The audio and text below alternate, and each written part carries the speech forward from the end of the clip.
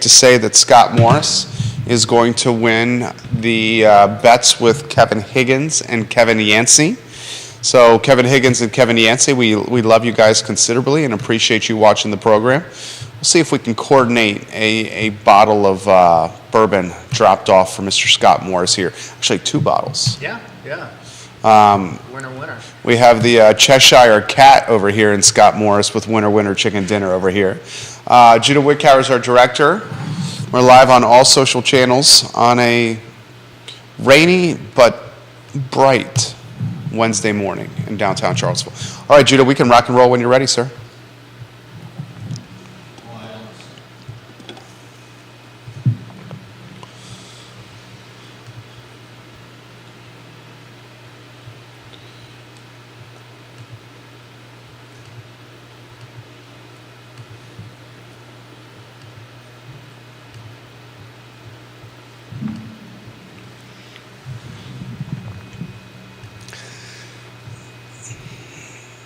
Good Wednesday morning, guys. My name is Jerry Miller, and welcome to Real Talk with Keith Smith. Thank you kindly for joining us. A pleasure to connect with you guys through the I Love CVille Network. Today's show presented by Ross Mortgage and Scott Morris. Ross Mortgage and Scott Morris can help you get to the finish line when you're buying and selling a home. Folks, a lot of uncertainty in that process, and guys like Scott Morris make the process efficient, effective, and certainly people that you can count on. Judah Wickower is the director. If we can welcome Scott to the program with Keith Smith and Jake McNamara just around the corner here on today's show. First, my friend, good morning. How are you? Good morning, man. Good. I had a great Thanksgiving. How about yourself? How are you doing? It was a great Thanksgiving. Thank you for asking. The next, 30 days or so, as fathers and as husband and as family people have proved to be quite chaotic, but I love the chaos that comes with the holidays. Yeah, absolutely. I mean, there's, not to mention just making everybody, getting good touches out to all your business partners and all the things and gift cards and, stuff that needs to get done. I've actually got to run for a friend to pick up something, hopefully from Tobola. Thank you very much. For something they want to give away while I'm in town. So it's just it's always a rush, no matter what it is, trying to figure out the right gifts for everybody, that sort of thing. Well, why don't we do this? Let's offer some clarity on markets. Where do you want to start? Give us a take. On markets, well, I think we're going to see some increase through the end of the year for rates. I think they're going to go up as we get through the next 30 days or so. I think Jerome Powell is going to come on today at 1 o'clock and speak, be very hawkish on there's not going to be any decrease from the Fed anytime soon, but I think Friday's jobs report could be beneficial. So as I've said, there's going to be a lot of back and forth. I think that it continues to be the case. It's going to start today with the Jerome Powell hawk speech, and then you're going to get a uptick in mortgage rates, and then on Friday, we get a less than stellar jobs report. We see some pullback in the 10-year and a little reprieve to interest rates, but it's going to be a back and forth as we go forward. That's what we've seen thus far. We were up in the 7s, and then we were back down to the 6s, and that's what we're going to continue to face as we go forward. Fantastic clarity right there from Scott Morris. Judah, the first sizzle reel, which we will get out there today because it's certainly very timely content. We saw a pullback on rates. I mean, we dropped again. We're flirting with 6.5, yeah, depending on credit scores here. Yeah, you could be in the mid 6s, but again, I think today that starts to push back up towards 7%, starting today. Why did we not see, with some pullback on rates, a more uptick in demand? Is there buyer fatigue? It was a little bit of time of year. I mean, I got a lot of more investors who pop back up. But this time of year, as they were dropping, we're walking right into Thanksgiving. Typically a slower time anyways. They're, just not as much, most sellers don't want people walking through their home during the holidays. That's probably part of it. And the buyers that we have seen have been very intent as far as they need to make a move for whatever material fact is going on in their life, whether it be children or jobs or divorce. Those types of things are what drives those purchases. Scott Morris, guys, Ross Mortgage. I understand the no refinancing, especially with people locking in considerably lower rates years ago, months ago. I just thought we would see potentially an uptick because there are deals out there to be had. You make the good point about the holidays, and I certainly know my wife wouldn't want people walking through our house over the holidays, but there's certainly deals out there.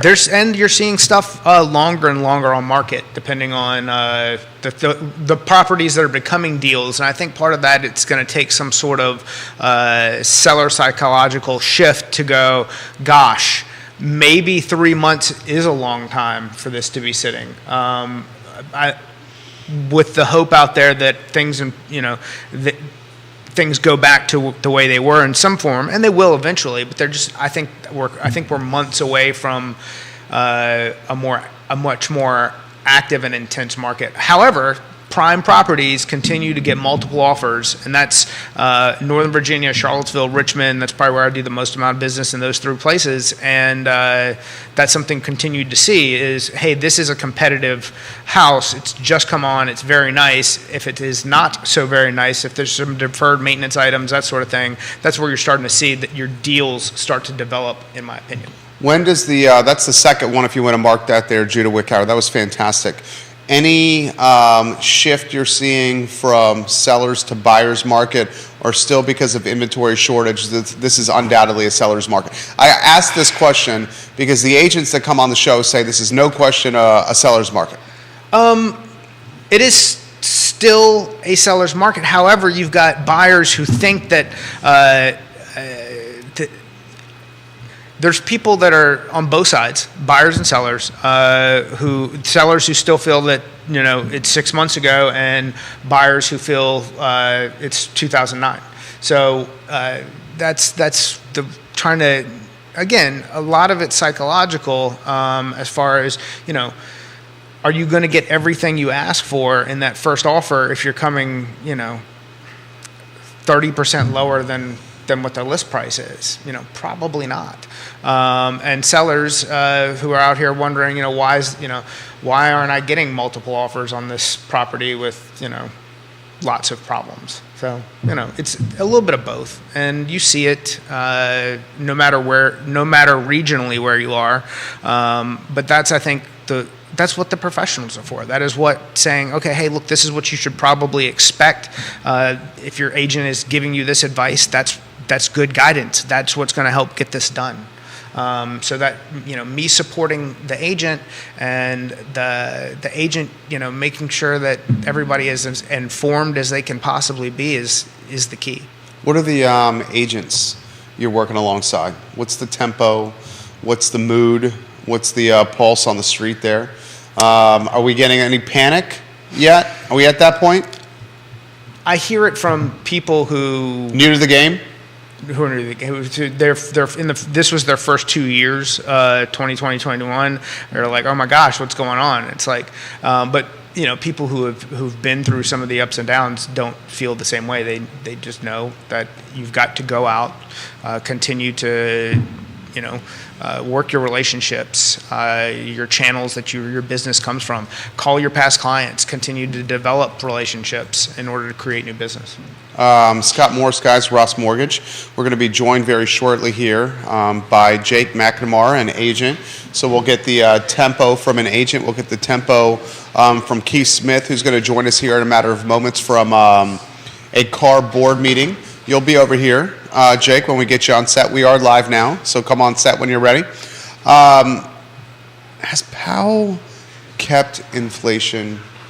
Has he tempered inflation? Has he put it in check?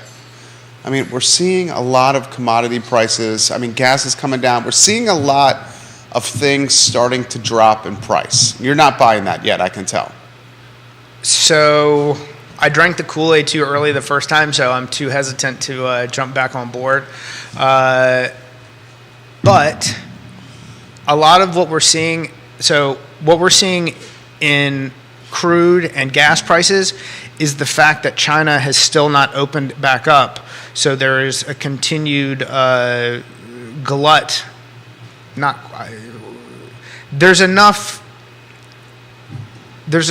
oil out there that is keeping. If China opened back up today, you'd see oil back over $110 in a heartbeat, and gas prices chasing $5, just like that. But until that happens, that's going to keep that low enough to where people on fixed income, Social Security, disability, retirement can afford more critical items, and that's going to kind of keep the economy, chugging along. As China reopens and steps away from their one COVID policy, you're going to see fuel prices go up. And then along with that, what people aren't giving enough attention to is the actual wage inflation that we are going. Your $12 an hour is now $18 an hour, and that's going to be a sticking. I jumped in too early last time. I'm saying that inflation is going to slow at a slower pace than they previously expected to, and that's what Jerome Powell's going to come on and speak to today, and talk about and hopefully do the markets buy into it, or does it continue to keep going, and that's going to be part of what pushes inflation higher. Scott Morse dropping knowledge here, guys. Jake McNamara is in the house. If you want to slide about 2 fists from that mic, Jake, that would be great. Quite a few folks watching here on the show. Why don't we first do an introduction with you, Jake, on everyone that's watching. Introduce yourself to the viewers and listeners. Well, first off, thanks for having me. Absolutely. I apologize. My first live sort of session. I'm 20 minutes late. I'm sorry. So my name is Jake McNamara. I am with eXp Realty in Culpeper, and a friend of Scotty Moe's here. And I don't know, what else you want to know? We love Scotty Moe. Scotty Moe speaks very highly of you. How long have you been in the business? It's been 18 years. It'll be 19 in April. Get out. Fantastic. Yeah, so a while. Got out of college and went right into it. So we're going to get the Culpeper take and Central Virginia take from Jake. Why'd you get into the business? Somewhat necessity, but at the same time it was opportunity. My father was in the sort of, well, I guess you call it textile business for 20 plus years, retired, and then got into building houses. Not a typical sort of a transition, but I was helping him build houses after college and got tired of swinging a hammer? Yeah, lugging 2x4s and plywood up ladders and things like that. Saw that he had an agent that was helping him. Figured I could do that, and that's where I am. Years later. Some similarities with you as well. Yeah. Swinging a hammer. Yeah. Lugging 100%. some 2x4s up a ladder. Doing some demolition. Scotty Moe. Yeah, and sheathing That's a the roof. fun Yeah, part, yeah. How's the market? What are you seeing from your side of the ledger on buyers and sellers? What kind of market are we in? What's the tempo on the street? So, two things. I'm not seeing a lot of consistency on my end, but it could be sort of a regional thing. Just being in Culpeper, we'll have fits and starts. Is that the saying? Fits Ebbs and starts? flows. Ebbs and flows, things like that. As interest rates kind of drop below 7 because of some of the indicators that Scotty Moe was putting out there, the phone calls start coming in, emails start happening, and depending on how long that lasts, the week either gets really busy or it doesn't. I read, I think it was MSN. Anyway, it was an article a couple weeks ago that described this market. I love the way that they put it as a tornado market. What's that mean? The way they sort of portrayed the tornado market is everything is flying everywhere and they have no idea which way it's going. And that's not what a lot of people like to hear, especially from experts and professionals, but I think Scott said it multiple times in our conversations. If somebody says that they know the direction of the market or what's going to happen here in the next few months, they're lying to you. You can speculate. There are indicators that are out there that you can play percentages and say this is probably which way things are going to go. But it is not at all a sure thing. So we're waiting for some things to sort themselves out first, and then we just have to be ready for whatever comes along our way.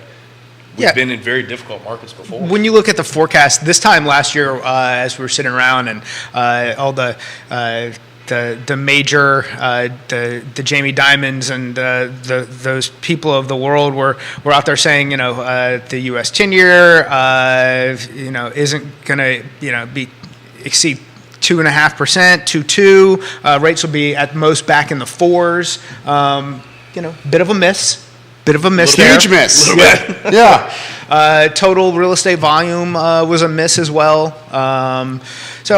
Everybody, we come on and we talk about what could or what likely will happen. And that's part of what Jerome Powell's going to come and speak on today is, because he is trying to drive the boat. And so the Fed's role when they, I think it's like from the 1930s or something, it's their job to take the punch bowl away from the party, to keep things from burning too hot. And that's what we're in the middle of. And that's what they're continuing to try to do to keep inflation down.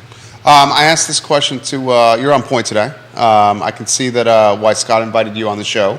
You got a lot to say, a lot of applicable things. I want to throw this to you. I ask all the agents this question that come on the program, and a lot of them do. Buyers or sellers market? Ooh, right now? I think we're in a transition period, right? Everybody knows or knew that during COVID it was a seller market. That doesn't take any information or education to determine that. And I think it really comes down to the individual transaction. Who do you have as a buyer? What are their options that they have available? How flexible can they be? Are they in a rental right now? How soon do they need this house? And then it's each individual negotiation. I've seen where just recently the house on Holly Hill, we've in Culpeper. In Culpeper, yeah. Okay. New construction build. We were we were almost in the jumbo market, and it flew off the shelves. It was incredible what these builders did. The great husband and wife team. They just what they do jumps off the page. It sets the internet on fire. That's kind of the little motto that we have going there for Angela and DJ with Inspired Home Building. And we had buyers that were fighting over the property. We had 13 showings in one day, and prior to that, I hadn't had 13 showings on any of my other listings that were out there right now. And then we've also had, in that case, it was, hey, this is what we're willing to offer you. Take it or leave, not take it or leave it, but it was very much representative or indicative of what we've seen over the last 2 years, where a buyer wanted that house and they did everything that they could to get it. The other homes, the other negotiations, transactions that I've been through, more representative of prior to COVID, where we've gotten a home inspection, we've gotten closing costs. We've even gone back just as early as this past week, and I got more closing costs from my client because he was coming up a little short, probably a little bit too much info there. But it really depends on the individual negotiation, I think, and who you have as a client, as well as who that seller is. We're in that transition period. I think if this continues longer and we see the inventory continue to increase, especially going into the spring market, people tend to, this is more of a seasonal market, we're going to see more of a buyer market. But right now, I wouldn't call it either way.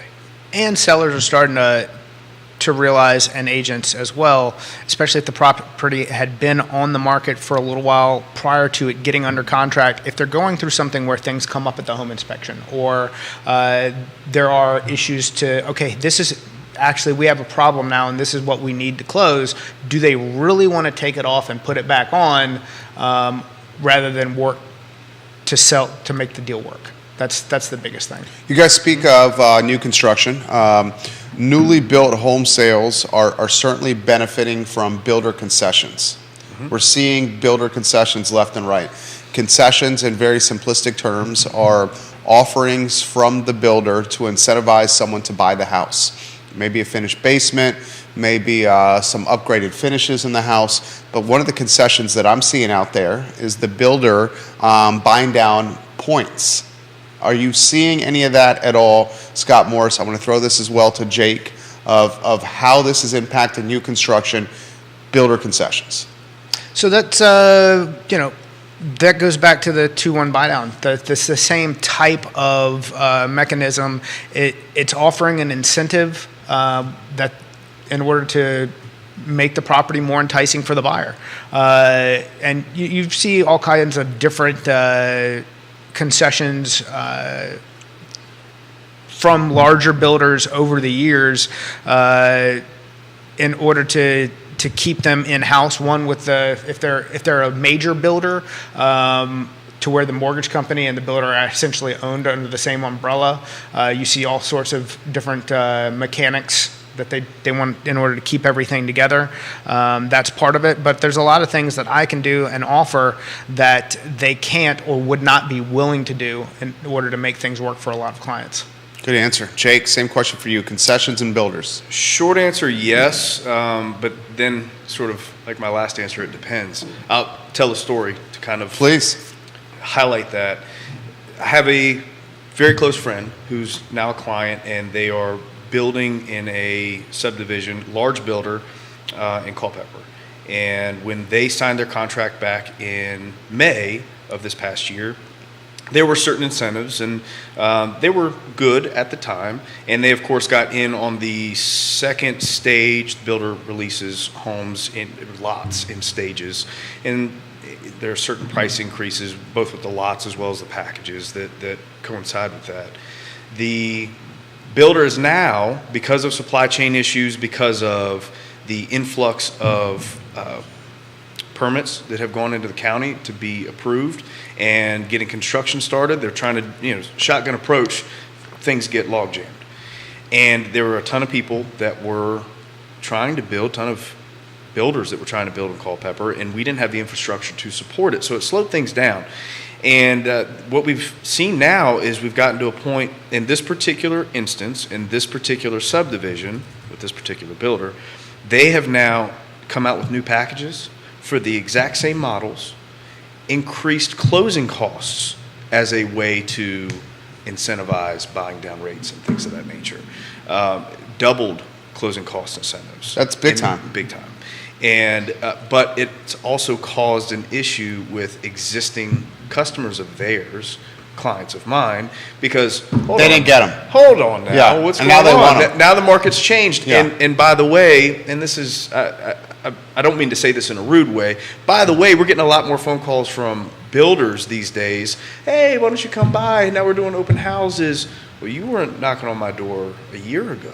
You really didn't care much about me. And the reason why I know that is because you were cutting our commissions. That's a different topic altogether. Sure. But you can see the market starting to shift and coming back towards what we typically see as a healthy market. Builders and agents working together. Builders doing what they can to make sure that they get buyers in the door and that they're happy at the end of the day. So we have seen those shifts take place, and it's really been interesting. Great take right there from Jake. Scott, your thoughts on that? I mean, that same to that same token, that's what we face.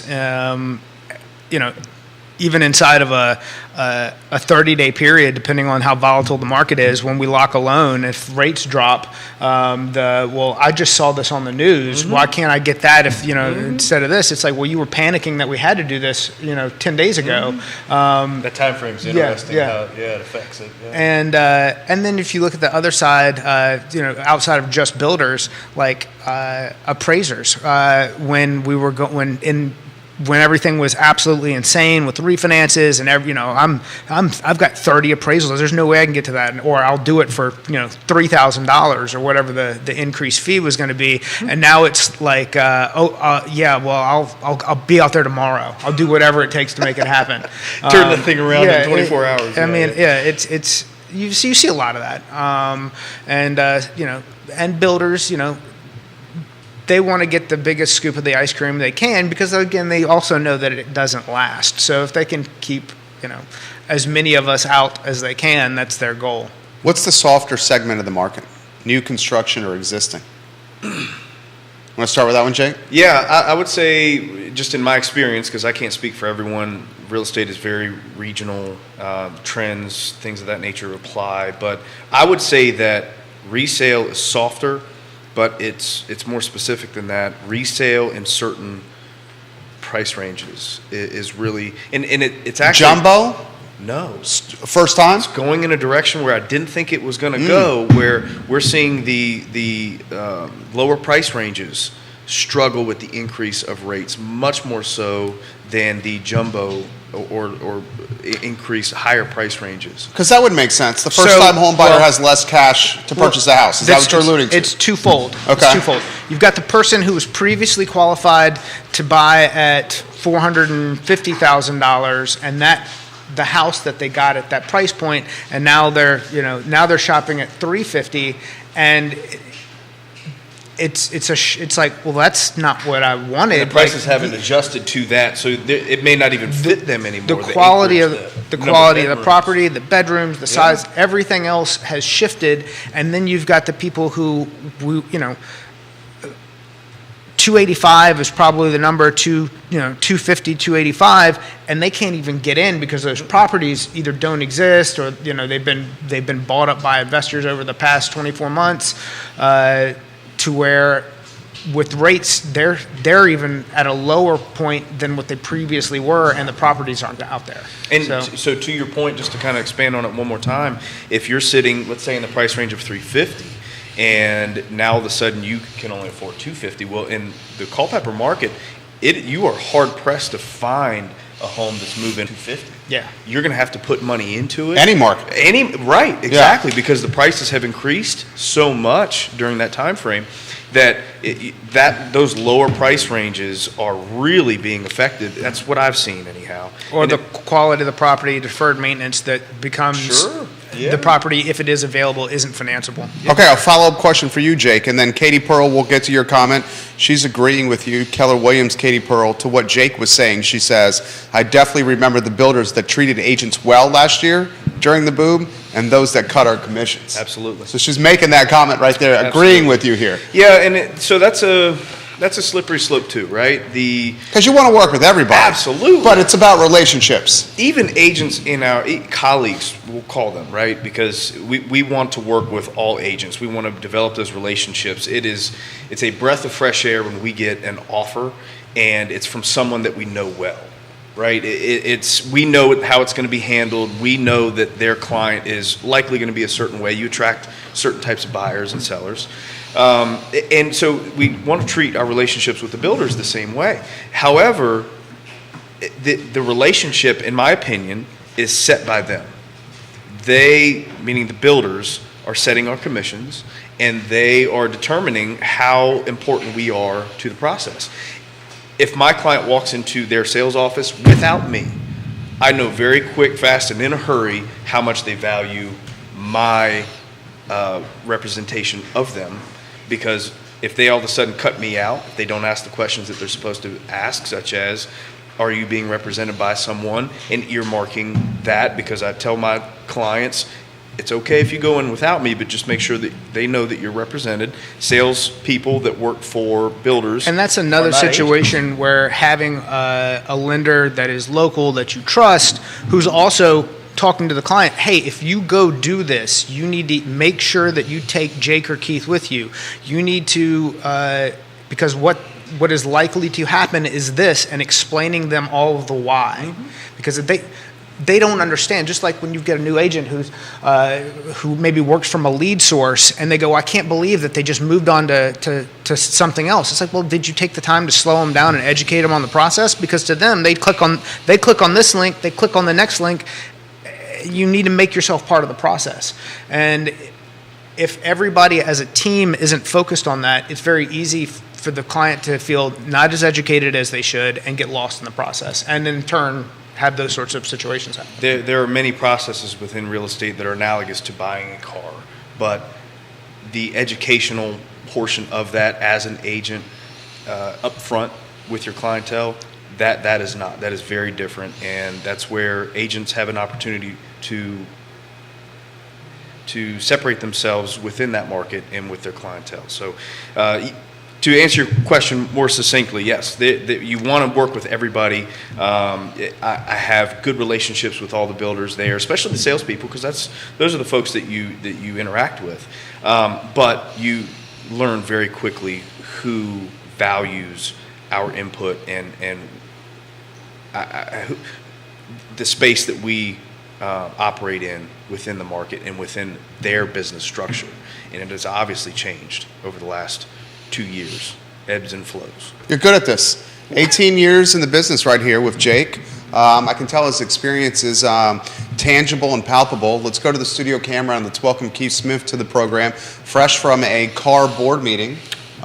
Keith Smith. My last one. Cool. Can I All get right. a new raw? Thank goodness. Last one. Thank Yes, goodness. amen. I know Yeah. that Mr. Miller and Mrs. Smith are very happy that this There is you my go. last, There you go. last This board guy's a meeting. volunteer-aholic over here. Oh, well, I look- think he's trimming some of that volunteering down. I am desperately trimming that off. It was an important meeting. We had to vote on our budget for next year, and we're all getting new lock boxes. So that's fresh news, literally from a few minutes ago. And there was a bit of a, when you're spending over $600,000, people like to talk about it. So $600,000 on lock boxes. we're switching from Supra to Century Lock. You Thank love goodness. that. Why that reaction, Jake? I was about to talk Keith, right? You can call me whatever you want, but Keith is Keith yeah. Smith. Okay. Yeah, Keith Keith. Smith. So Keith, meet That's- Jake. Jake, Jake, meet Keith. man, We're this is- doing this live on air. This is the problem with showing up a half Yeah. an hour late. But I was 20, so yeah, I was just glad somebody else came in to overshadow me. No, so I'm actually with the GPAR board. Okay. Yeah. And there's been a lot of collaboration between GPAR and CAR. Tell them what GPAR is. GPAR is Greater Piedmont Realtors. It's the same. I thought GPAR was like a no-no. I thought we were getting away from saying Are we doing GPAR. that? let's I get don't know back on another way lock to say it. boxes, guys. Yeah, right. Yeah. So Century Lock, we've had that for quite a while now, and we also use the MLS Bright system, where CAR has used super boxes, which we had moved away from. Gosh, it was probably 10 years ago, ish, something like that. This has been an 8-year process. 8 years. We've been moving over this way for 8 years. Bureaucracy at its finest. So back to the builder conversation, we want to work with the Charlottesville area agents and have the same types of good relationships, but because the MLS is not the same thing, we've had to work out a sharing process of the information. We have a data share agreement. Data share agreement, and that's been 8 years, and as well as the lock boxes. We use different now. Fredericksburg does the same thing. They use Supra. I think they're changing over to. Yeah, Century I Lock think now, too. slowly you're going to go see that. Look, I want to comment on the new construction thing because I got Sure. something happening today that might tie this conversation a little bit together. The move is made, the vote was made. This is where we're going, and for the agents that are watching, you'll get some information from CAR, and it won't happen until next year. So there's a plan, a rollout plan, and all that. But it's interesting. So I walked in. You guys are talking about new construction and how important, and I'm assuming the conversation was is how important we are to the process. So a little bit about myself. I'm a recovering developer and builder. Built 600 houses. Yada yada yada. He's the son of a builder and build He's- houses himself. You're a son of a what? Builder. Oh, Used to sorry. be, yeah. I got hearing aids. I'm Yeah. sorry. You know, when the downturn happened, when the recession happened, Yeah. you know, we were getting started. We were overextended at that point in time. So That's Keith over there too. same thing, right? Yeah. Mine was 17 million. I don't know what your number we lost. Not was. quite that. So back to why having a real estate agent, and I'm not allowed to say realtor anymore because I can't say it, at the table. After this is over, 3:30, we're going to a build on a buyers of ours, and there was a misinterpretation between the set of plans, what's actually got built, and what the contract is. And I won't get into the specifics, but there's a portion of a bonus room that we think didn't end up exactly like the contract was. And why it's so important. So we're not talking internal. We're talking structural. This is structural. All right. So not a big problem. So I think there's a workaround, and we'll get there. Good. But the reason why it's so important is we got called in to help. let's say, mediate this, right? The builder had one expectation, this had other expectations. I said, okay, guys, time out. Let's throw the set of plans on the table. Let's do the specifications. What did you say you were going to build? What did you sign off on? And if there's a difference between the two, let's work it out. If you don't have somebody like us at the table, that conversation doesn't happen. So it's super important to have a realtor at it. And I've been saying this for almost 399 shows as of today. Most builders got it baked in anyway, Yeah. right? So it's not costing you nothing.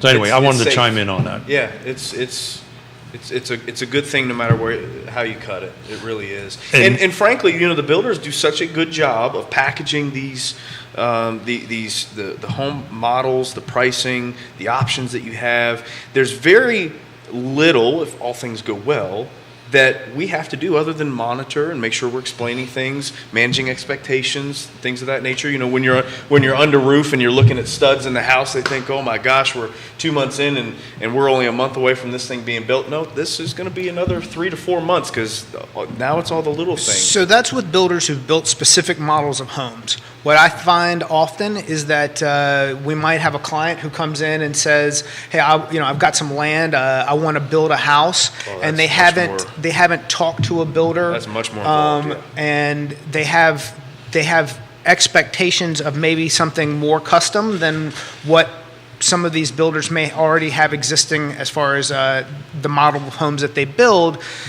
So until there's an architect involved, until there's all of these things have been done, some builders won't even touch it because, unless, depending on how the contract's set up, they potentially could lose money in building the home and don't want to put themselves in that position. And the client doesn't understand what it would actually cost to build the home of their dreams, if you would. Absolutely. So you're talking custom stuff or I'm semi-custom?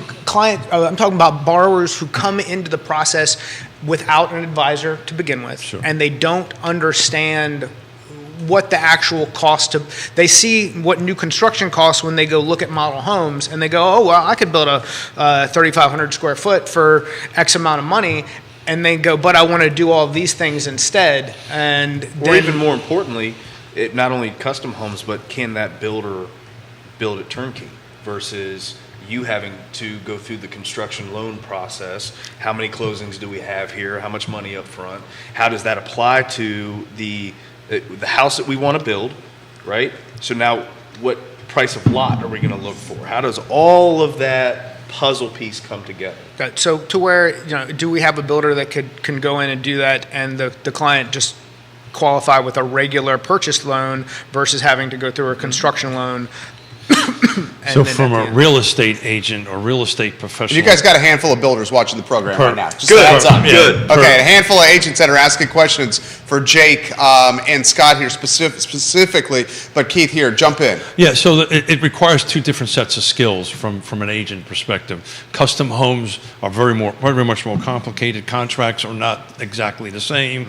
As you mentioned, you're going to have to find the land first, and are we dealing with a land contract first, and then are we going from land contract with study periods over that? So that process is much more complicated than if you go to a production builder scenario, where as you said, it's this is the model, these are you click elevation A, floor plan B, options A, B, C, and D, very very methodical and well thought out. In my particular case, it happens to be a production builder, which will leave names out of it for the conversation. And there was a miscommunication here. So Which our doesn't role, normally happen. They usually have that thing buttoned up pretty good. Yeah, I think it's a misinterpretation from a client's end of it and a misinterpretation from a builder. But our role is to mediate and bring them together. So even with that how well they put that package together, There's it's still important that we're involved. There's Yeah. potential misunderstandings.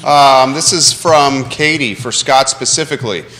Scott, and she's Keller Williams Alliance. If a custom builder does not typically work with an agent, can a buyer add a commission into their purchase price to make sure they are represented? So there's no agent, but they want to add a commission in? If a custom builder doesn't typically work with an agent, can a buyer add a commission into their purchase price to make sure they are represented? So if I can jump in on that, what Katie's saying is the builder's not paying her commission. can that commission be rolled into the loan? From a custom builder. Who wants to touch that one? Rolled into the loan? No. Yeah.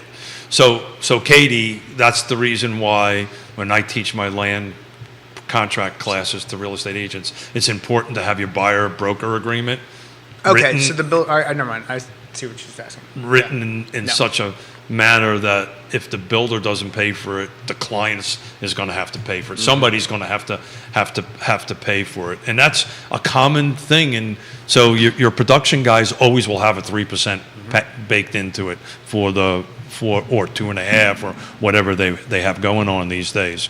I think. 1.75? Well, you're going to see that going up now. It better go Thank up. goodness. It's Certainly gonna in this it's market, gonna it better go To up. your point, market was strong, and Yes. they're Now the phone's ringing again. Yeah, Yes. and they were marginalizing you guys, and now they realize they need you. well. There's another component to that. They were also getting taken. The production guys were, unlike construction, new construction. New construction have price appreciation clauses. Customs do not. Productions do not. So they were losing money. When lumber was Well, and that's a certainly fair. gazillion dollars. I am not. In fairness. Well, so there was some ups and downs in that. There weren't they lost some money through about 4 to 6 months of last year, and then with the price appreciation and lumber following, they picked that up on a lot of the. And they failed to go from 2.5 back to 3. Now they're going back to 3. But to Katie's point, that's all for her and any real estate agents that's watching this or listening. It's all about the buyer broker agreement. You need to get that settled before your client even starts wandering. And I think Katie's asking, right, can we put it into the loan? So that way that the builder doesn't have to come out of pocket for it. And the problem there that it creates is just one problem of many. How's that going to affect the appraisal, right? You can't consider that, which is another reason why you can't put it into the loan. Correct. So you have to have that Can that be a conversation seller with the concession? Yes, but then if it's a seller concession, then it'd just go back into the commission payout on the HUD That's right. on the. Anyway. Yeah, You still so- have to appraise, right? Go ahead, you want to finish that? No. No? Short answer, get your buyer broker Yeah. agreement locked tight. You good with that? I agree. This is from an appraiser. Woody Fincham says, I agree with Jake. I do market analysis every day, and my head is on a swivel right now because we've never seen anything quite like this market, meaning it's changing literally on a daily basis. It is. Paul McCarter of Avenue, he's an agent, says, you're going to start seeing a lot of new agents and new loan officers piecing out of this business. We're already seeing that. It's yeah. already that's already started. And Paul also says it's very bad. Tell me what you guys think about this. And it's bad for clients, for agents trying to represent in outside areas. Local knowledge in a market like this is paramount. That's an interesting comment from Paul. And Paul, thank you very much for the text messages on my comment from Monday. I'll keep you posted on that. Look, it raises a question, right? And ethics, right? Sure. So you're supposed to be an expert in your marketplace, and how can I be an expert in Culpeper? I'm not. Well, right? and not the communication portion, but go back to the data share, right? It presents its own challenges there as well because of our region. But let's remove that from the equation. Yes, you're absolutely right. Yeah, so we'll always refer out. If it's not within our sphere of expertise, How far do you like to go? that sounds Distance-wise. a little personal. I thought we were in the nest, in the tree, in the nest. Are we not? Brother, I just, that's a little personal question, man. I usually go about 45 That minutes. we have small ears listening. Right, just saying. right. I usually go about 45 minutes to an hour. Yeah. But that's geographic. That's not me arbitrarily setting a distance. Yeah. I try to stay.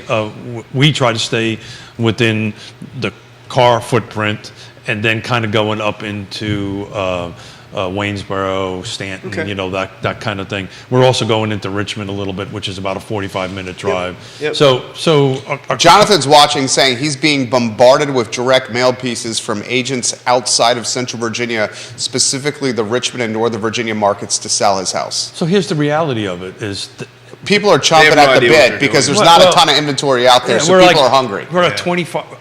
I just looked on the numbers before I came in. We put 25 new homes in our car footprint in the last 7 days. That's ridiculously low. So that's the same problem. Even though inventory is increasing, it's still so slow.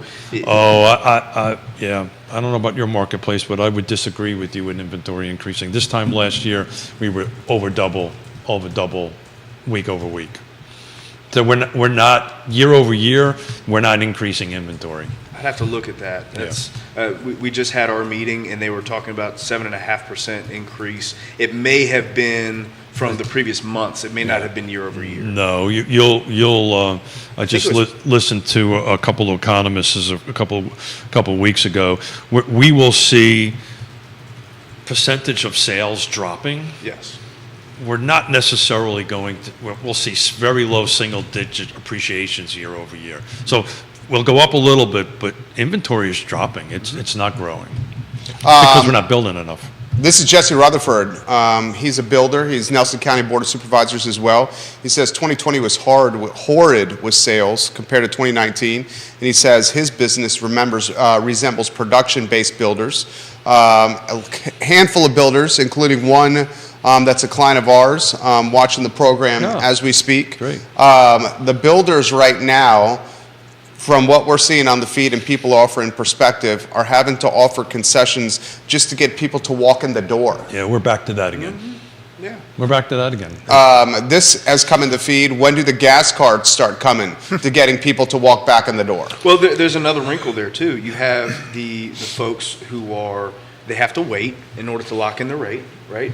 You've got a 5 to 7, 8 month time frame when you're building the house, and you can't lock your rate. It depends on the loan structure, right? But you're typically waiting for that 60-day mark-ish.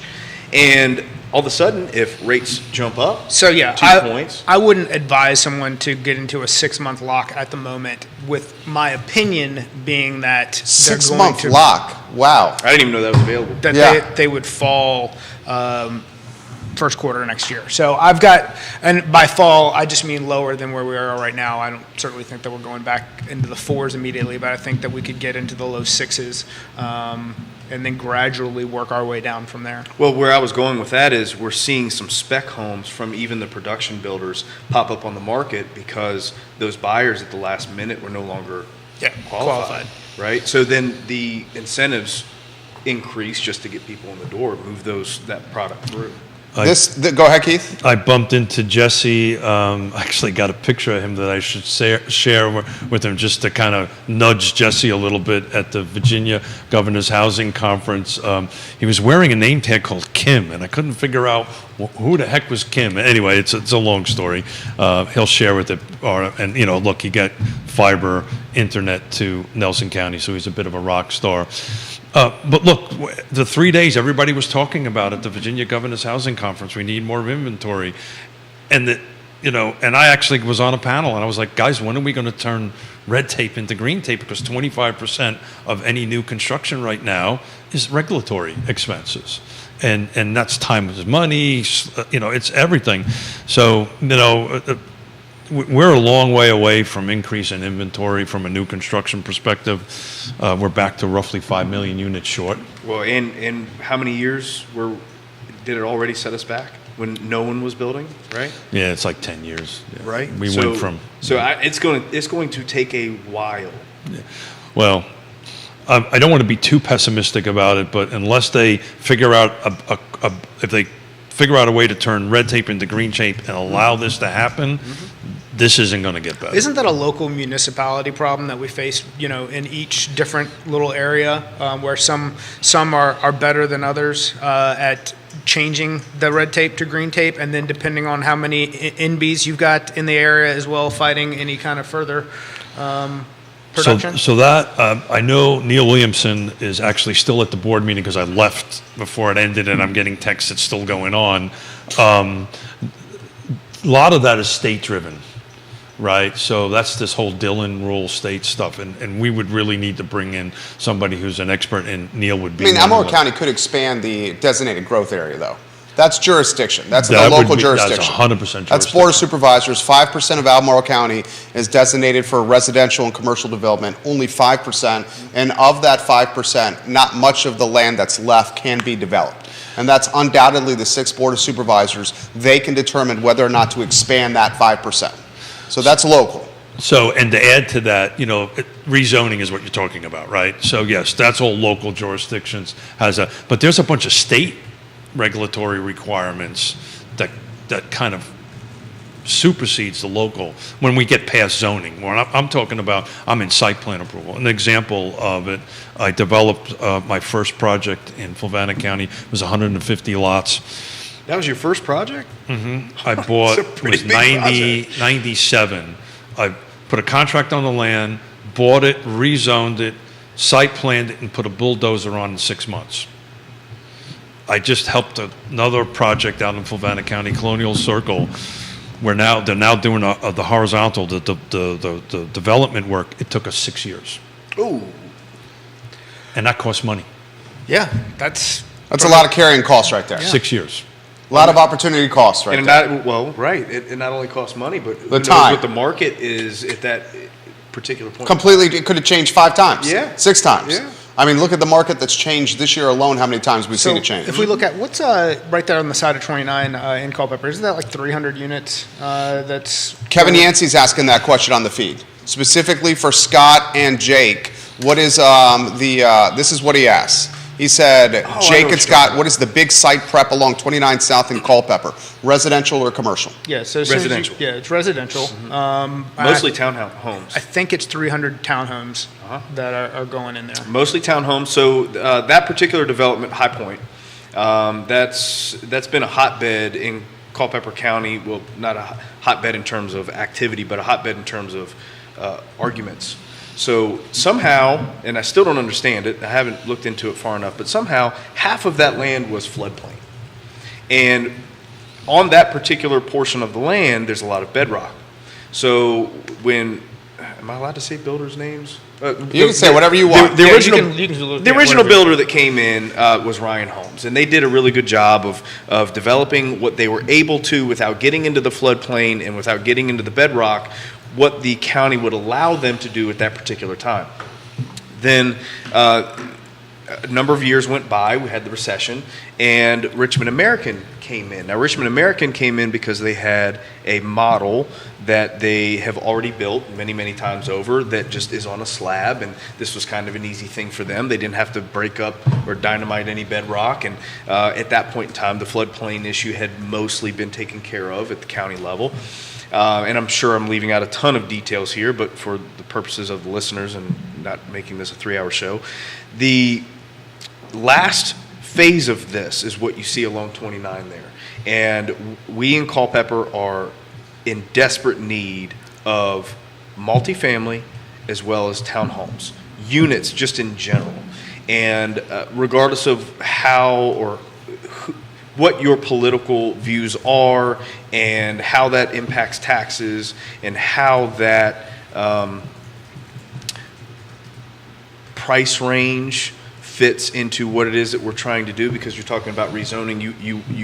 If you're going to put 300 townhomes into a subdivision, it is going to impact the feel and the overall value, perceived value, if nothing else, of that subdivision, right? So that is all, not all, it's going to mostly be townhomes, again, because it is a bedrock issue. If you go along there, you're going to That's see also where huge, the market. That's also where the market. and it's is. also where it Certainly gets from a price point standpoint. completely underserved, right? So it's a need, and that is what's going on. Well, multifamily, as far as new construction goes nationwide, is the only bright spot. They're actually way above where they are year over year. But most of those projects, so this one I was referring to called Colonial Circle out in Fluvanna County has a 125-unit apartment complex, which is the first one in Fluvanna County, right? And as a Fluvanna County boy, that's a big thing. We need something like that. We are And as it's well. really interesting because we were able to work with the county and so forth and so on, and it's actually going to serve 50 to 60% AMI. They got a tax break from the county, so they're going to be the folks that are going to be renting that are going to be at the 50 to 60 area medium income point, which is huge. So Yes. there'll be some housing available. It's gonna- yes. It probably going to take another 12 to 18 months. That's before that. interesting. I don't mean to Keep going. to I love it. show I here. love it. That's interesting. The AMI. So what a huge problem that we have in Culpeper is we are constantly, the mean income family, 2 kids, is getting pushed out. Sure. Because the DC sprawl is coming our way. Are you seeing that in this But particular But the market as much? benefit that we do pick up is that for programs like USDA, we are in a higher price point county-wide that what people can qualify for than, say, Madison or Orange, where it's significantly cut off to where, in Orange off the top of my head, I think it might be $60,000, where it's like $110,000 in Culpeper for combined income, meaning that, let's say you've got 2 people that make $50,000 and $60,000, they couldn't qualify for zero down USDA in Orange, but they could in Culpeper. So what's happening in Culpeper is happening all over the country, is happening all over the state. We're sitting in an area right now that's exactly the same. I probably think we're a little worse, actually. Are you? I think we are. Is it Charlottesville just in general? That's Well, the AMI here consists of a 6-county jurisdiction. It's the MPO, Metropolitan Planning Organization or area. I get that mixed up. I think we're at, correct me if I'm wrong, Jerry, I think we're at 110,000. Yep, 110,000. Which is a big number. And It so is. from Fulvana County, Yeah. you're sitting at your Thanksgiving table and we're having a couple of glasses of wine. Not that we didn't do that. And we're having a debate about planning in our county, which we did at our Thanksgiving table. The question is, hold it, Fulvana County doesn't have a $110,000 area medium income. And the reason it does is a high majority of my county and Scott's County, where he grew, where he's from, works here in Charlottesville, works at UVA, and their income follows them to that point. So that's why that 110. It's a federally set number. And Well, that falls, again, that's what puts Culpeper into the Northern Virginia corridor, just like they moved the conforming loan limit up to $1 million, so Up there. where it's still high balance. Yeah. But however, that's in Culpeper County because we fit into that Northern Virginia corridor. So you get a lot of DC people. metropolitan area. You get people who work further into Northern Virginia. I mean, if you look where it is, 3 takes you to Fredericksburg, 29 to Charlottesville, 29 to Northern Virginia, to where Culpeper is a huge bedroom community, not to mention the manufacturing that exists between Marilat, the grocery company delivery merchants, and then there's the big auto plant.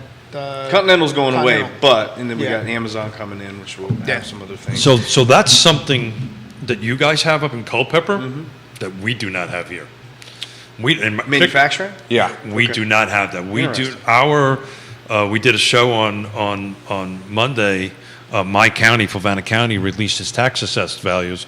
My house was assessed about 80 grand over what the market value is.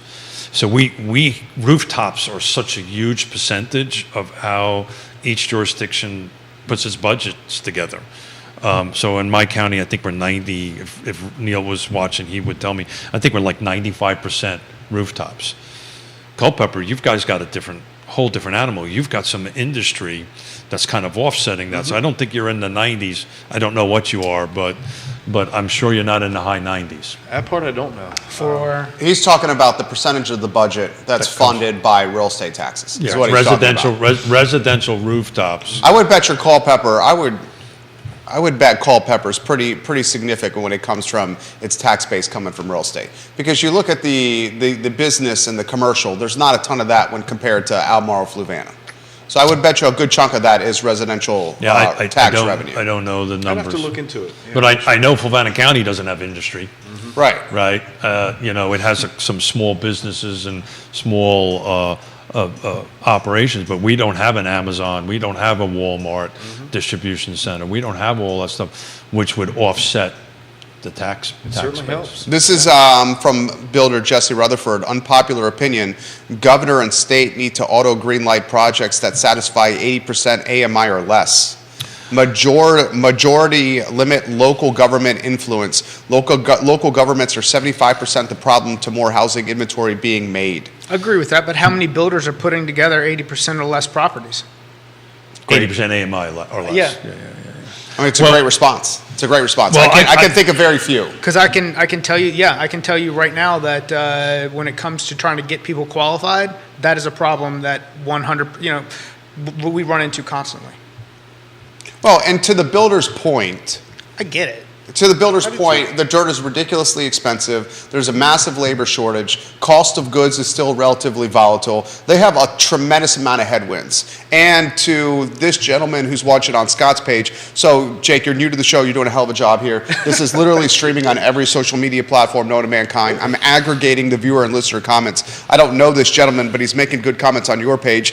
DJ Moberly. That's That my is guy. that is Inspired Homes. Okay, That's- so he's that watching right first now. property we're talking about. So we got a handful of builders watching now. DJ, welcome to the program. He says us builders have PTSD from 2009.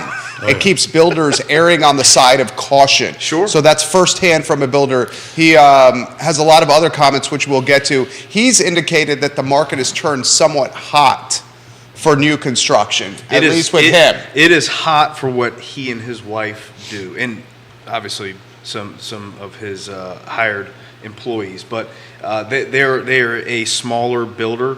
The PTSD, I'm sure, comes from that overextension. I mean, what he just said, yeah, It- with him personally. Exactly. And you mentioned your family, right? Yeah, absolutely. So that is absolutely there. It exists. He's 100% right. Now, obviously, I'm biased. DJ and Angela do something completely different for the marketplace, especially Culpeper in general. We have our own local Chip and Joanna Gaines. It's unbelievable what they do. You know, the high-end custom, or I'm assuming that's the kind of the work that they do. Yes. We'll stay busy through this because there's Yeah. always cash buyers, right? But it was funny as Jerry was speaking, I was thinking to myself, I said, if this was built, we were building again, because Scott used to actually I was going to say work for me, but that's a whole, we won't even go I think there. work's a strong Yeah, word. strong word. I paid him. Let's put it that way. Let's put it that way. I'd be tamping everything down right now. I would be slowing everything So down. let me ask you a question. Not to overextend myself. Excuse me, but for this exact same reason, I've been through losing everything I had. I'm not doing it again. Yep. So I would have walked things back.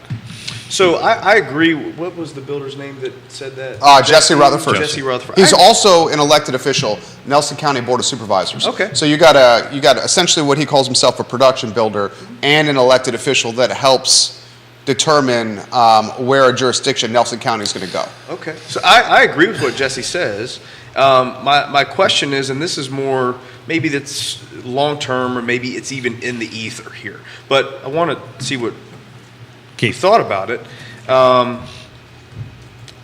What is the impact? Because we have a gentleman in Culpeper that purchased a very large portion of the town, and he intends, and I'm not going to say names, he intends to put low-income housing on that tract of Okay. land. How would that have, putting a blanket policy approving of 80% or less, what kind of impact would that have long-term? Great question. Right? What sort of... Define long-term. I mean, how does it influence folks that own homes already in the jurisdiction? How does it influence economic development? So how does it there- influence density and road infrastructure? So- Schools? Is that what you're asking? Exactly, and I'll give So- you a specific example. What happens if this particular individual comes in there and puts a bunch of Clayton homes, not that there's anything wrong with those, but if they're close by to these other subdivisions, and he has no responsibility to those builders like or Jake. residents. So It's like hosting the show. I like it. I like Jake. They're trying to roll here, man. So This the guy's question good, you're Scott. the question you're asking is if affordable housing, which I Yes. don't like that term, by the way. Okay. I use housing affordability, but like that housing for 80% AMI and below. Yes. The question is, does that impact the rest of the market, the adjacent market? Yes. And I can't quote it because I don't have it with me, Mm-hmm. but do a little bit of Google, and there are studies after studies after studies all over the country that states that it does not. Okay. It does not impact the value of, now, this is affordable housing built next to another neighborhood that may be more value, a higher value? Sure. That's the question we're asking. And is, right? is the cost of materials and everything else, labor, right now going to put these prices at a certain point where Can you it have actually to be do it? affordable? Right. That goes back to So we're back to the whole red point tape. of how many builders are actually out here putting together this 80% or less AMI property, because that's what I don't see. Can they even do it? Yeah. Well, I the don't way, think- the way. my short answer is no. Yeah, so the way they do that is with LIHTC funding, and there's financing mechanisms and stuff like that, and typically you have to be a little bit of a larger developer or builder to do that. But gentlemen, that's not even allowed in this state. So it kind of takes care of itself then. So the state would have to make a ruling. So I'm part of a national cohort with this Portland State University and UW, University of Washington, and Oregon and Washington has at the state level said, look, if you're going to do an 80% AMI project or below, and you check these dozen boxes, whatever it is, it's an automatic approval. Okay, I like that. It supersedes the local jurisdictions. That's a reasonable My compromise. friend, we'll be talking about this for the next 1,000 years because the state has to say that. Now, there's a caveat to that. There is a code that's out, buried in that. It was done in 1988, and I can't quote the chapter and verse on it. City of Charlottesville and Albemarle County can do whatever it wants as long as it's labeled as affordable housing. So the Board of Supervisors of Albemarle County could actually develop a program because they've been very specifically given, and I wish Neil was watching because he would quote the chapter and verse on it. It's a very small 2 paragraphs that says, look, as long as it's affordable housing, City of Charlottesville and Albemarle County can do exactly what we just talked about. Now they have to have the guts to do it. We've had multiple Board of Supervisors active on this show. Yep. Specifically, Diantha McKeel, who has said in Albemarle County she will not vote to expand the designated growth area. But she's done a bit of a 180 from that, not actually saying that publicly, but I think she's willing to look at that now, Jerry, to go ahead and grow. Because She said this about, what, 4 months ago on this I think program? it was a little longer than that. 5 months ago? She, in her exact words, the 5% Yeah. right now is not at complete capacity. Yeah, so why would I vote to expand it, is what she said. Yeah, I think through some conversations, she's thinking a little bit differently about that. Okay, and for those that are asking, LIHTC funding is low-income housing tax credits, Yes. the acronym there. A lot of comments coming in for Jake, Keith, and Scott on what would change this market and bring it back to spurring is the word that's being used, revitalize is the word that's being used. I'll use the word invigorate. What can reinvigorate this market here? Who wants to start with that? Lisa Sturdivant, the economist with Bright, she said that this is going to be her words, very little movement whatsoever happening even into Q1 of next year with this market. What can reinvigorate, my words, this market? Who wants to go first? Lower interest, lower cost of borrowing is that's what helps facilitate this. But at the same time, that's also what drives prices higher. So because the builders are never going to be able to catch up, we're going to continue to have an inventory shortfall. Every time that rates drop, you'll have more people in the market capturing more of that property, driving up prices, and we probably do need a slower for longer period in order to help get back to a more healthy, invigorated market. Yeah, I mean, How about that? it goes back to my my initial comment about all of a sudden the interest rates drop below 7% and the phones start ringing again, right?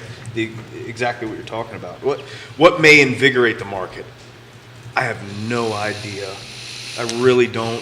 I have a lot of distrust for the people who are pulling the strings. You're talking the Fed. You're talking at the top of the poll. And across the spectrum, but I don't know. What I do know is they are able to create. They are able to maybe do some things that don't make sense when you're looking at an economic textbook, right? Whether that's printing money or what have you. So there's going to be, I mean, we also have to redefine our expectations, redefine our definition of what is that healthy market. Because what we've seen over the last 2 years is not a healthy market. 100%. So I actually dug up the code. Okay. So it's 15.2-230 for affordable dwelling unit ordinance in certain localities. I'll spare all the mumbo jumbo, but it says right here, Albemarle, Loudoun, the cities of Alexandria, Charlottesville, and Fairfax may amend to the zoning ordinance of such locality providing for an affordable housing dwelling unit program.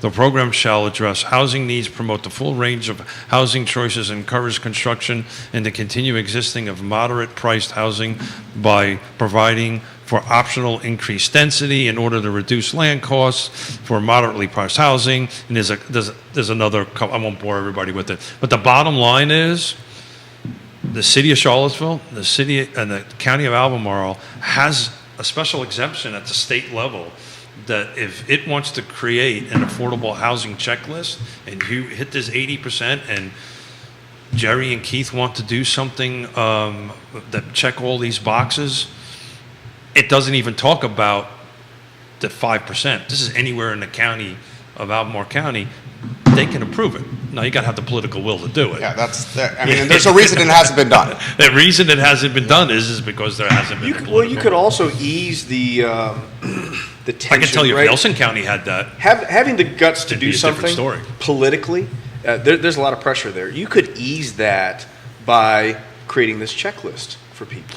yeah, but You wouldn't be out on a limb politically if you say, "Hey, look, these are the things these are the provisions that." I've been these doing things this for need to meet." 35 years, and I've been working with local politics for 35 years. Jerry's spot on. There's a reason this has been sitting around since 1988.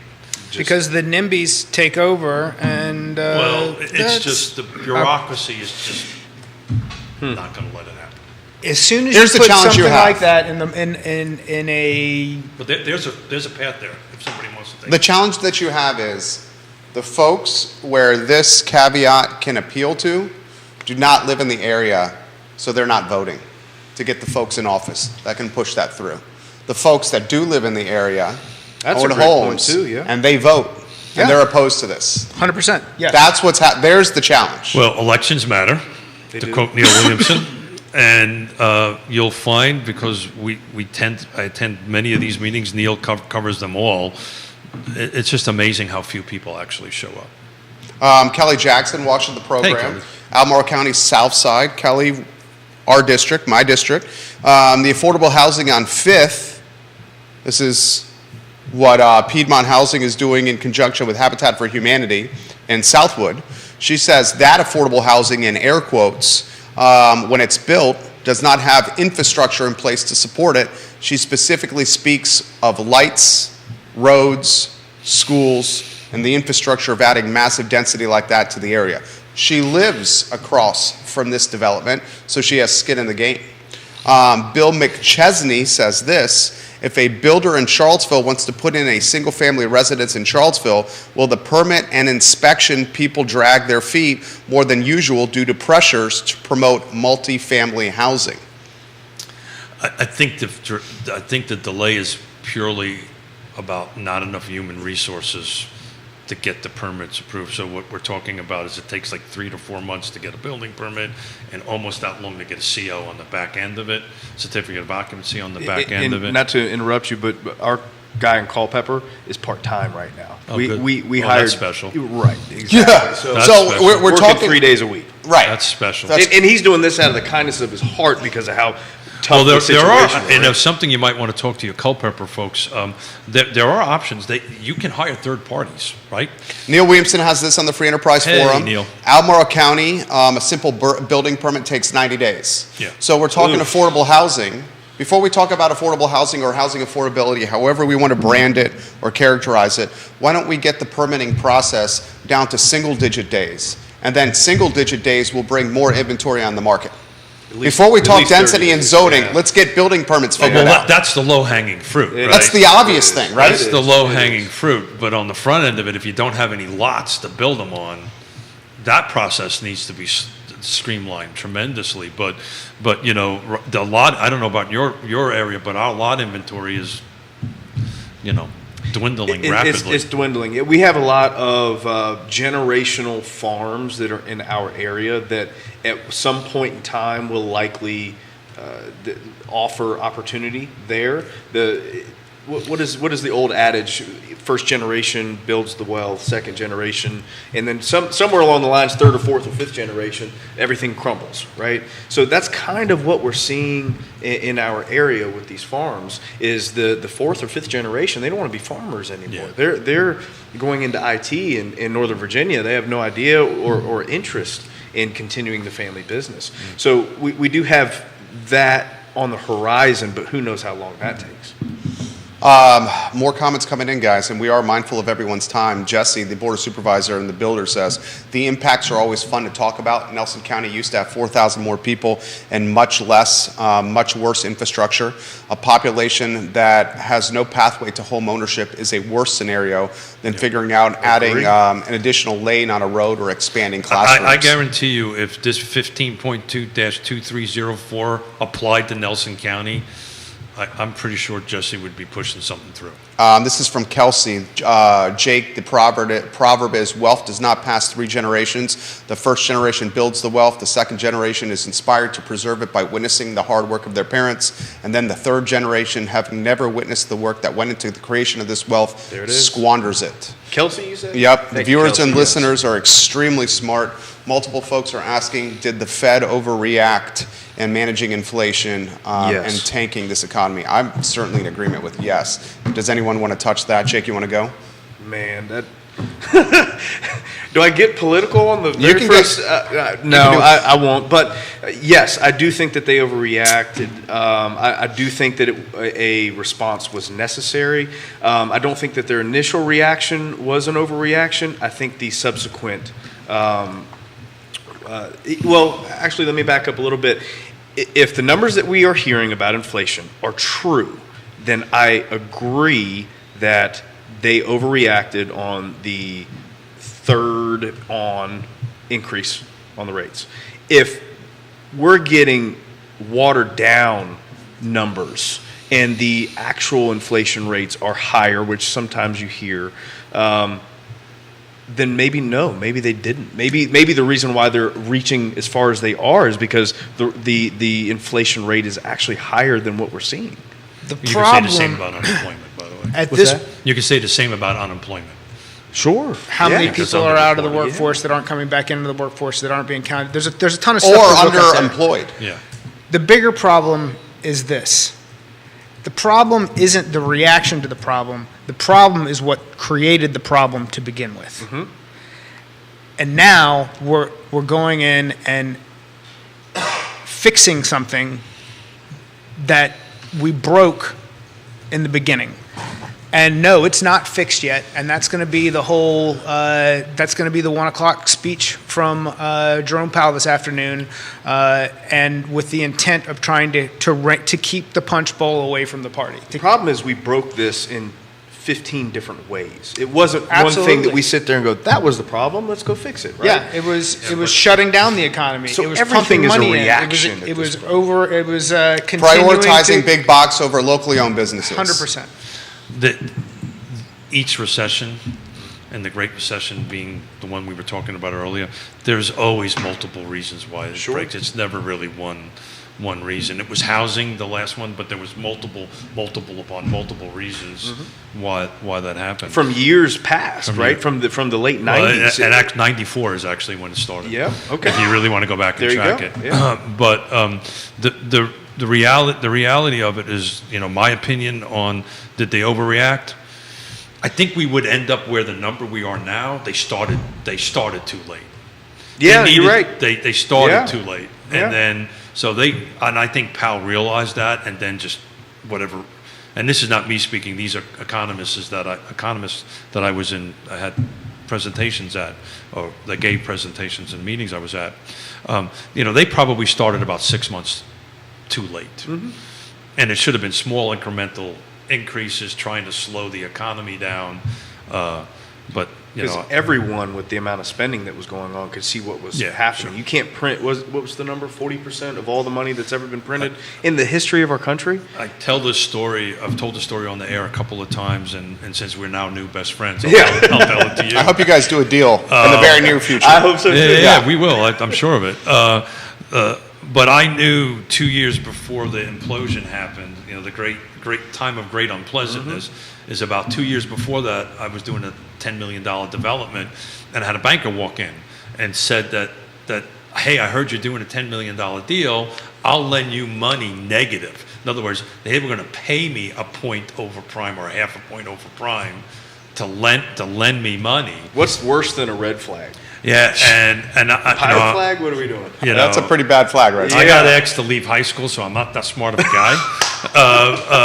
But I think they threw a diploma at me as I was going out the door. Please leave. And I said, dude, you need to get the F out of my office. Yeah. And I kicked him out, and I went home to my wife because we were, You can't support that type of business. At that point, it was all our cash. Yeah. Europe thought they could for a long time.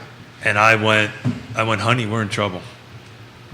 So I was brand new in the business in 2004, got my legs under me in 2006, and through that time, I didn't know anything about any of this. I studied sports medicine in college, and learning on the go, I could still see it, because you heard about the bubble for a year and a half before it actually happened. It doesn't make any sense. But we're not in a bubble now. I'm not not saying in we the are. housing I'm bubble. saying back then, you heard about it, and plenty of economists back then were saying that, no, we're not in a bubble, or they explained it away. I'm going to leave my car. Yeah. I'm going to behave. We're gonna head to the close here, so we'll get some closing thoughts from everybody. But let's get to Angela. It sounds like this is DJ's better half. Yes. Angela Inspired Home Building, guys. Moberly, Check them she's out. watching. She says, Scott, you nailed it. Clients have no idea what their dream home will cost and the nuances that change the cost to build. Squares and rectangles are more efficient. Bump outs, unique designs are just not the same regarding price. They get defeated and have already invested the time and money into the dream and had no idea that they could not afford it. Yep. DJ, which is, did you call them the Chip and Joanna of Culpeper? Yep. The reality is that rezoning, this is from DJ, the reality is that rezoning a parcel of land is a long shot. Often property can get jammed up and never get approved for a zoning change. There are Costs money up front. Yep, there are very few undeveloped multifamily zone parcels available in that current zoning. That's from DJ right there. None of this is planned, by the way. They are just obviously followers of the show. I did not tell them I was even coming on today. Well, that's fantastic. From my count, you guys had 7 real estate firms, agents from 7 different firms watching, and 5 home builders on the show, 2 elected officials on the program, interacting with the broadcast right here. How about some closing thoughts? And we'll start with the man on his first rodeo. Jake, the show is yours, sir. It is my first rodeo. I have thoroughly enjoyed myself. I apologize for being late. If you feel that I could come back, I would love to. Had a blast, and I just hope that anything I provided is helpful to someone. I give him props. You did a hell of a job. Thanks, man. Hell of a job. Scott Morris, we'll cut this into the third and final sizzle reel here. Judah Wickhauer, the show is yours on any place you want to go. I was going to touch base on something similar I said in the beginning, which is if you're wondering like what the market is doing for the rest of the year, going into January, you're going to see a creep or a little bit of back and forth as rates go up. Just a little bit. I think we get back closer to 7% as we close the year out. And part of that's going to be driven by what the message that is delivered today. And then I believe a follow-up December 13th, is that the next Fed meeting? The action taken there. So just brace yourself if you're making a decision based on a need, separating a growing family, a job that's moving from one place to another. Make the decision based on a payment that you're comfortable with. Trust the people who are advising you to make the best decision, most informed decision that you can make, and know that we have your best interest in mind because we want you to be able to get through this and then refer us down the road. Well done, Scott. Keith Smith. Yeah, so you're welcome back anytime, Jake. We'll Thank talk you. builder stuff and Nice to meet you. And we'll geek out on that. Look, I was going to ask you earlier, but it slipped my mind until now. How's your applications doing? The last 10 days were slower. I've had a lot of Thanksgiving. investors that kind of jump back in, people who had a couple days, kind of look at some things and go, hey, would this work? Would that work? More so than your family need driven type of Sure. people. And I think a lot of that is one time of year, kind of what we're seeing with rates, but a combination thereof. Well, I just looked at the clock and we're It's substantially over. definitely so time to thank you. close. So we're wrapping up. Yeah. So thank you, everybody. Keith Smith, Scott Morris, guys, and Jake just absolutely crushed it today. Jake McNamara. The Wednesday edition of Real Talk presented by Ross Mortgage. Please mark that down, Ross Mortgage, to help you get through the closing table and into a dream home. Keith Smith is back on Friday at 10:15 with the 400th episode of Real Talk. The I Love Seville show is up in approximately 47 minutes and counting. Join us for that program, guys, and what is going to be a special one. Thank you kindly for joining us. We'll see you in 47 minutes. Take care. Thanks, guys. Jake, you did great. Yeah, thanks, man. Excellent, seriously. Thank you for the invite. Thank you, Scott. Absolutely.